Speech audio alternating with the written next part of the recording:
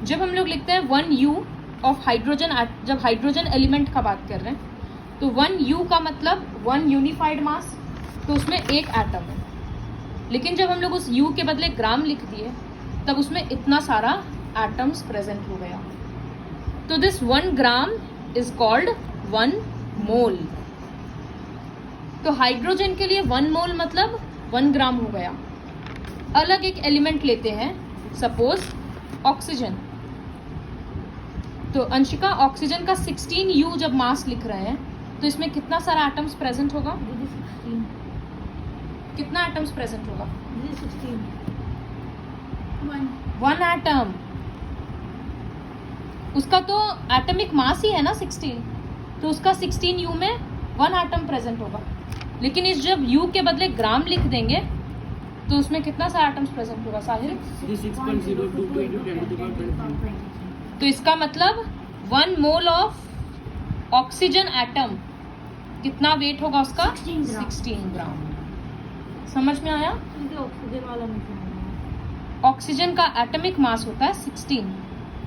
तो जो उसका एटमिक मास है उसका मतलब एक एटम का वेट उतना है, मास उतना है।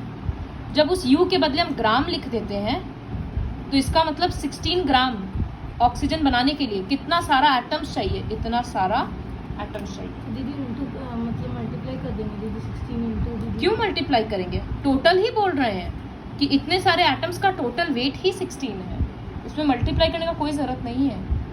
तो दिस इज कॉल्ड 1 मोल। तो 16 ग्राम भी 1 मोल है और इतना सारा एटम्स भी 1 मोल है।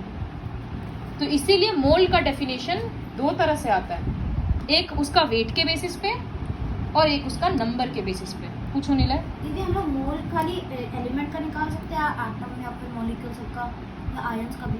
आयंस का भी, सब चीज का। सबका मोल। अब वो सब हम लोग करेंगे सम्स में।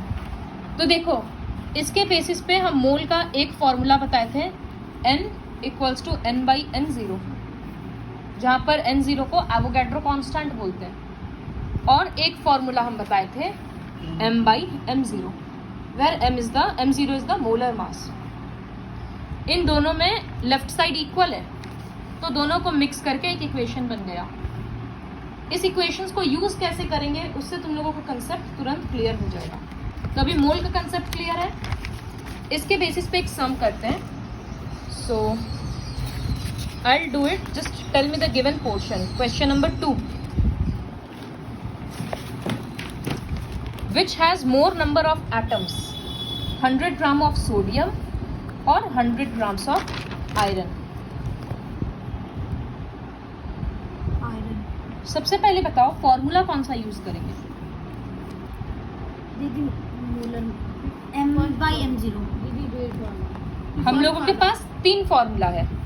N = N/N0 एक फॉर्मूला, दूसरा है N = M/M0 दूसरा फॉर्मूला, और तीसरा फॉर्मूला है N/N0 = M/, हाँ, क्योंकि इन दोनों फॉर्मूला में तो नंबर ऑफ मोल्स निकलता है, वो तो वो लोग पूछा ही नहीं है, तो इसलिए ये दोनों फॉर्मूला नहीं यूज होगा। Will use this formula. तो पहले सोडियम के लिए करते हैं, इसलिए लिखते हैं फॉर सोडियम कैपिटल N मतलब नंबर ऑफ एटम्स, वो तो पता नहीं है, वही निकालने बोला है, तो वो क्वेश्चन मार्क है। N0 तो फिक्स्ड है ना, 6.022 × 10⁻23। M0 मतलब मोलर मास, सोडियम का molar mass they have given 23 and नहीं बाई 100 क्यों होगा? M0 तो हमको और capital M is, capital M मतलब होता है गिवन मास। हाँ तो 100 होगा, तो 100 कहीं एटमिक मास होता है ना, मोलर मास का मतलब उसी में ग्राम लगा देते हैं। अगर एटमिक मास होता है तो उसको 23 U लिखा जाता है। ये नाइट्रोजन में तो एक ही है। See this is the difference between molar mass and atomic mass. वो ठीक ही बोला कि एटमिक मास तो 23 U होगा, लेकिन जब हम लोग उसको मोलर मास के टर्म्स में लिखते हैं तब हम लोग उसको ग्राम लिख देते हैं। ये होगा मोलर मास, मतलब एक मोल का कितना मास है। M = गिवन मास, तो यहाँ ये लोग कितना सोडियम दिया? 100 ग्राम्स, हाँ 100। तो यहाँ पर 100 ग्राम। नाउ फॉर्मूला में जब पुट करेंगे तो n/n0 equals to m/m0। Capital N के बदले तो कुछ नहीं रहेगा, n0 के बदले 6.022 इंटू 10⁻23, कैपिटल M के बदले 100 बाई यहाँ पर 23। तो अब क्रॉस मल्टीप्लाई होगा, ये वैल्यू ऊपर चला जाएगा, तो 100 इंटू 6.022 इंटू 10⁻23 25 हो गया। 23 बाई यहाँ पर 23। 100 to 25 हो जाएगा। अरे उसको यूज नहीं करेंगे, ये रहा, इसका 1000 हटाएंगे, 2 0 के साथ कट गया, तो अब ये नंबर क्या आया 6022 बाई 230 इंटू 10⁻23। समझ में आया?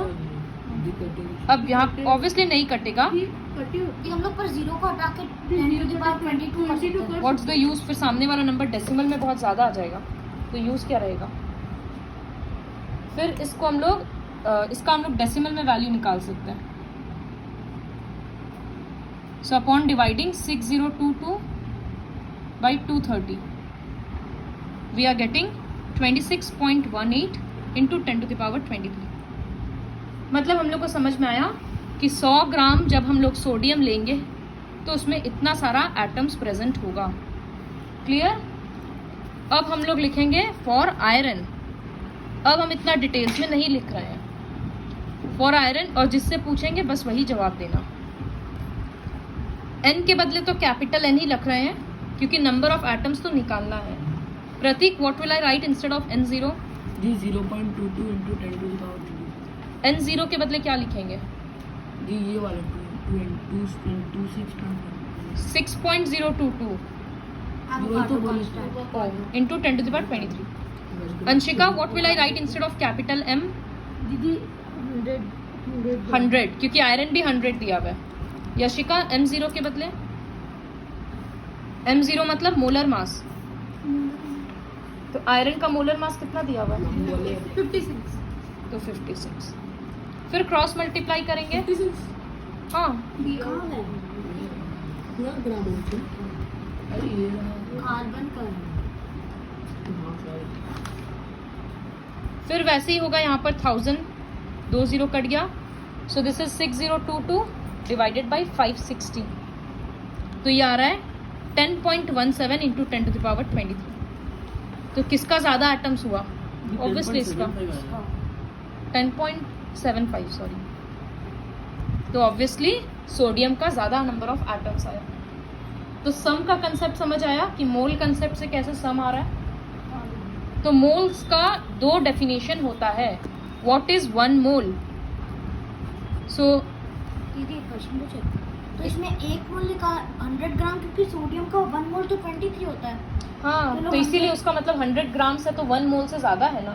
1 मोल से ज़्यादा है। हाँ, तो बताओ कितना मोल्स होगा?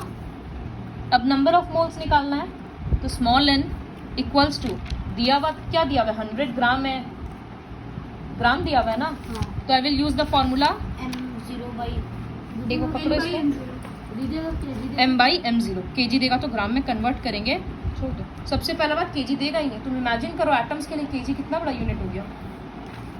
तो यहाँ पर अगर तुमको ये निकालना था कि 100 ग्राम्स मतलब कितना मोल्स हो रहा है, तो हम लोग लिखेंगे 100 बाई उसका मोलर मास है 23, डिवाइड करके जो आंसर आएगा 4.34। इसका मतलब उसमें 4.34 मोल्स है। तो ये था मोल। तो 1 मोल मतलब उतना क्वांटिटी जिसमें 6.022 इंटू 10⁻23 एटम्स है, या फिर उसका मोलर मास के जितना उसका वेट होगा। जब 12 ग्राम ऑक्सीजन हो जाएगा तो हम बोलेंगे वो 1 मोल है। जब 1 ग्राम हाइड्रोजन हो जाएगा तो हम बोलेंगे वो 1 मोल है। तो ये था पूरा मोल कंसेप्ट। अब सम्स खुद से करना।